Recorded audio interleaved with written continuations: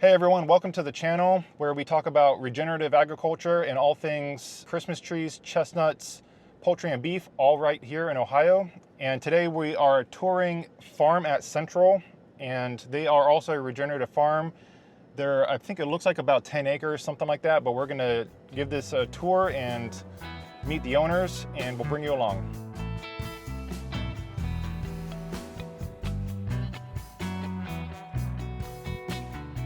Okay, I'm here with Michael, and Michael, you're the owner, right? Yes, me and my wife are the owners of the farm on Central. So what got you started, and how long have you been doing this? It's a long story.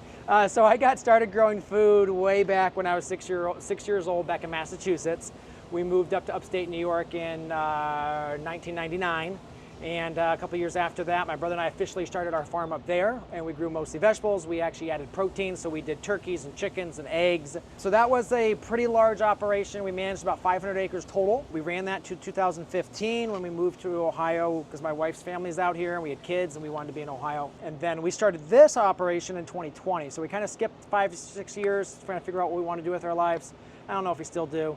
But now we have the farm on Central. It's an 8-acre urban farm. We lease one property on the other side of town, actually also within the city limits. So this 8-acre plot that you have here, do you sell all the stuff that you're growing here? Do you primarily sell direct to consumer? We do, yeah. We still wholesale very little.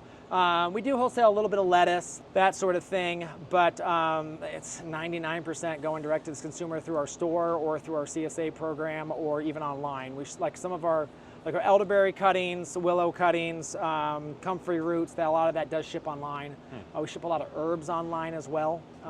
So that's what the greenhouse is for. Right now it's mostly empty. We're just drying a lot of onions. We actually have a second patch of onions we're going to be going off and filling the rest of this with onions. But back there's peppers. You got some yucca on, ginger over here, and then celery over there as well. Yeah, out here, let's just take a quick look. So we just actually finished all this concrete. We love concrete. We can't get enough of this stuff. What this concrete allows us to do is have this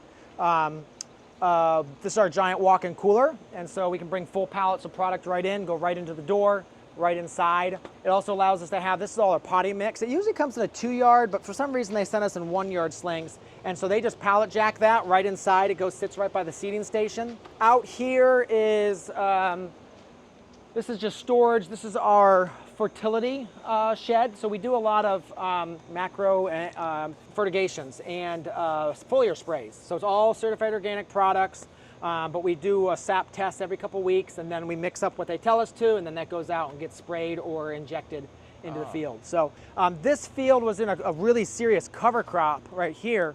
We are looking at a little bit of bindweed here, so we're gonna come in and deal with this bindweed. This cover crop was literally like this tall, and then we chopped it and flail mowed it, and you can just see, I mean, look at the amount of material there, right there. And see how nice and protected that soil is right there and how soft it is. Oh yeah. I mean, look at that right there. I can put my hand all the way down there, and again, it's fabulous. So we do need to come in here and turn this under. We do have some weeds we're dealing with. This is vining milkweed. It's a nasty weed. Down in there we got thistle, so we're having to deal with that.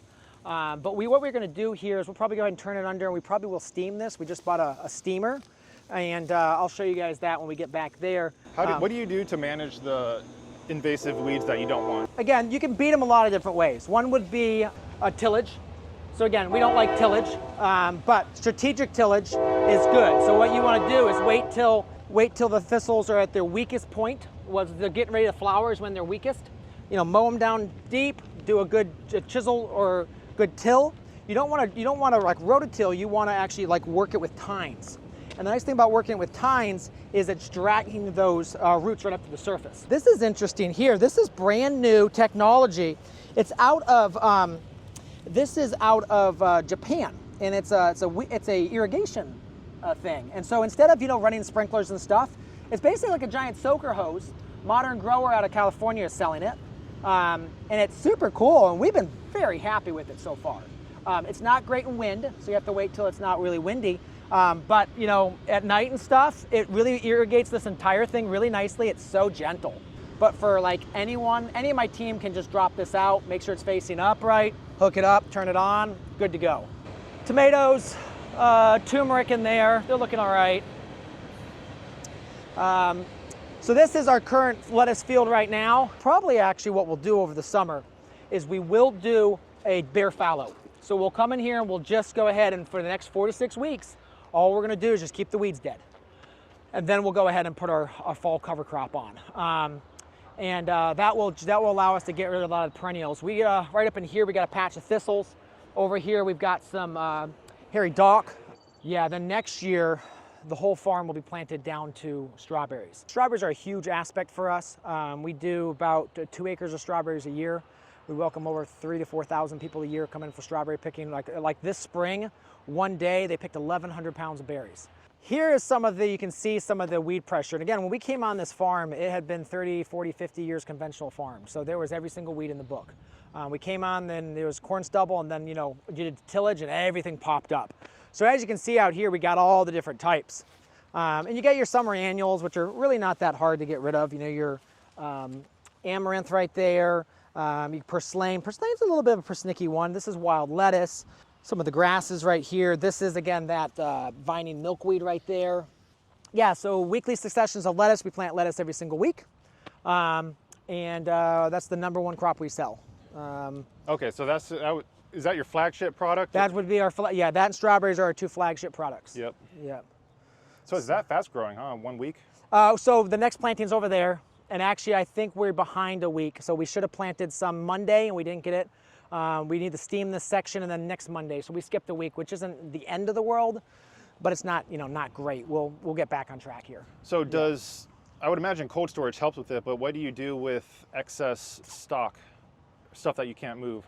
We just always have extra lettuce.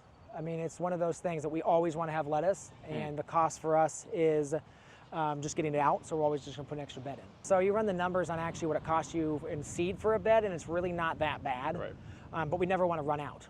Yeah. So that's why we're always planting extra. Blackberries, so this is you pick blackberries, so they'll start tomorrow on this. It's looking pretty good. They've had a little damage, and I don't know if it's the heat damaging them or the rain, but they're just I'm really not 100% sure what's causing that. And some of them don't have it.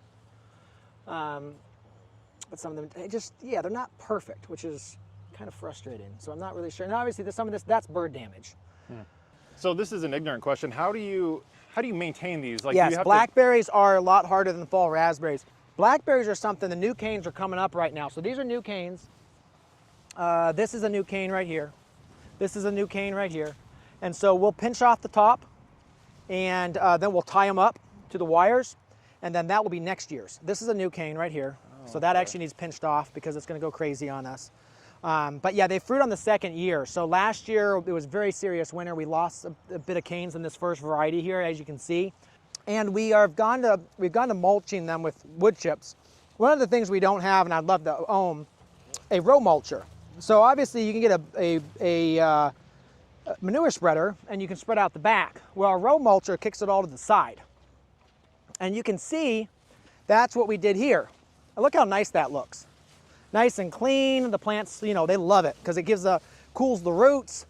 But again, we're spreading it by hand and there's only so many hours in the day. So I think we pretty much got these 2 beds done and then we kind of ran out of time. So it's interesting, the bumblebees tend to go for the lavender.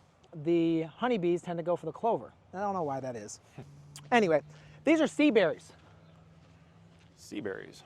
Sea berries are it's a fruit that's native to China and Russia. They are grow on the seashore of the Northern British Isles. I mean, they're hardy to like minus 40, 45 degrees. They'll grow in a salt spray, and they are super, super high nutrient. And literally what will happen is the entire bush will just be covered with orange berries. The bush turns orange with berries. Now, the thing is, they're right up nice tight to the thing, so you can't, it's hard to pick, and they do have thorns. So that's kind of a pain too. What time of year do they fruit? I can't tell you. I just planted a bunch of them.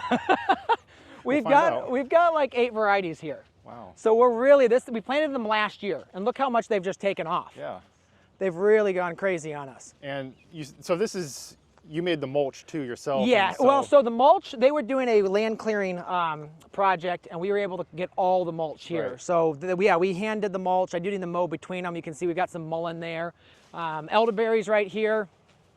This right here is the Pocahontas variety. You can just see, I mean, look at the size of those flowers. Look at that. I mean, that thing is, that's one flower. It's massive. That's beautiful. Yeah.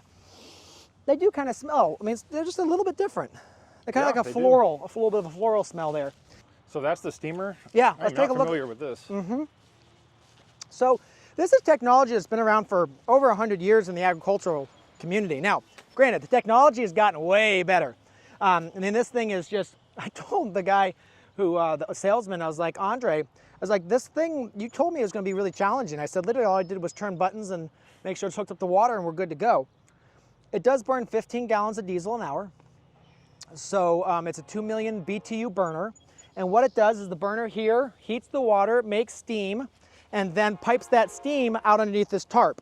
And then as it basically steams, it raises the temperature, and it will kill diseases, weeds, and it will also help with some of the insect problems. So like if you get an infestation of cucumber beetles and you know they're in here, or flea beetles, you could also do that and help get rid of those too. Wow. So it needs water and power, so that's why we got the generator out here. The steaming will work for about 3 years. So you only have to steam every 3 years. How does it affect the microbial level? It's a great question. So yes, it's obviously going to do a kill off. And so then what we do is we have several, basically we have a macro pack we use, and Spectrum with micro, that's a biological thing, and then we use Organics 800, which has also, it's another biological. So we'll just put those down, irrigate it back on, put the new life back in, and away we go. Yep. And that's why we were using, as you can see, you're using a lot of ground fabrics. And so the goal is, I don't like that. That's got microplastics, I'm sure. But you can just see, you know, we will not have to use those anymore, which will be really nice. Yeah. Here's cucumbers. This is the last plant of cucumbers we just put in today. Here is the cucumber planting that went in like 8 weeks ago. That's insane. So, I mean, yeah, look at they're doing real well. Doing real well. So again, we pick what we grow well, and we do that, and we buy everything else in. So, yeah, I mean, they're decent, but yeah, I mean, if I can produce something like this outside, why would I, you know, waste greenhouse space? There, that's what we like to see. There you go. Wow.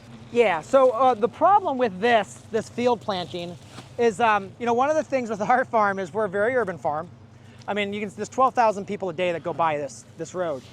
And so we try to get a lot of school groups, tours, that sort of thing. So all these onions were planted with a group of kids that came out. Well, halfway through the session of the kids coming out, they switched. So we try to do, some kids do this and some kids do something else. Well, the new kids weren't told that you have to put the pointy end up. So they're like, killed half the onions out here. And so in the spring I came, there was like literally half the onions came up, so we had to replant with plants from Dixondale. And so, you know, we put some reds in, we put some candies and stuff in. So a lot of what you see out here still is those onions. How many team members do you have helping you out? So the entire farm business supports about 25 families in one way or another. Now we do also have the online shipping aspect, which ships about 10,000 orders a year. So we do everything from spring elderberries, willows, raspberry plants, strawberry plants, to fall planted strawberry plants. That's a big thing for us. It's the online side. We have the store, the retail store. We have the kitchen, so we have 3 people over our kitchen, and then, you know, you got admin staff too. So this is 1 week of drying. You can see how hot it's been this week. It's been just brutally warm. So about another week. You're able to do so much with such a small amount of land. Yes, this is our big coolers here. You guys can step in.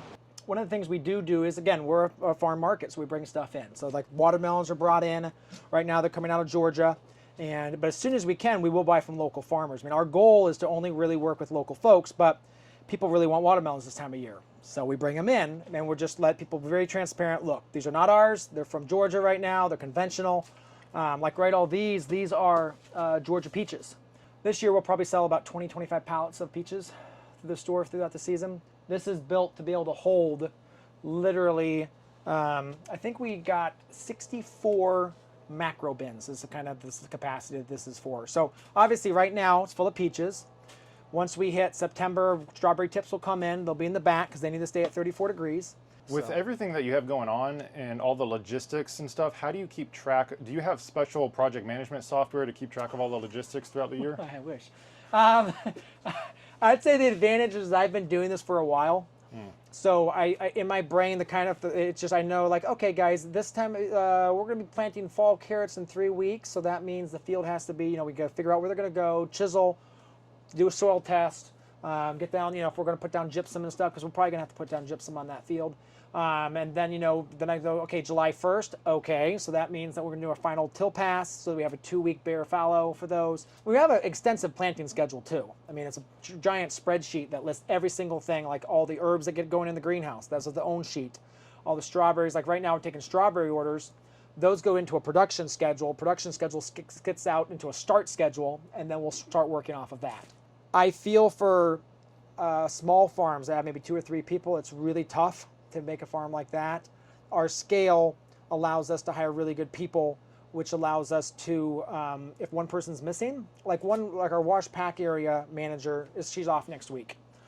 Okay, we are bringing in some of our summer help more often, and we will shift our greenhouse person a little bit over there. So in terms of marketing, what kind of things do you do to get to the customers that you want? Yes, so we know who our customer is. We're very clear on exactly who our customer is. So we have 3 avatars of the different people that shop with us. That's for the in-person business, and the other avatars for the online business. First is you have to know who your customer is, and once you know who your customer is, then you can figure out what they talk about, what they want, what they awake at night thinking about, who their family is, and all of that. So we're really focused on that, and then we just create content based on that. Okay, Michael, well, I don't want to take up too much more of your time, but I really appreciate you taking, the time out of your day to give us a tour of this place and to teach us about all the things that you're offering and to show us around. So I really appreciate that. Absolutely, thanks for coming. coming. And thank you for having us. Oh yeah, absolutely. Okay, guys, that was pretty interesting to see. It was a whole side of farming and operations that we haven't yet ventured into, and so it was good for us to see that, and it was a good learning experience. And I hope you guys enjoyed the ride as well. And thank you for watching this video. Please like and subscribe to the channel. We'll do a few more farm tours here in the future, so we'll see you around. And don't forget to like and subscribe. Thanks, guys. See ya.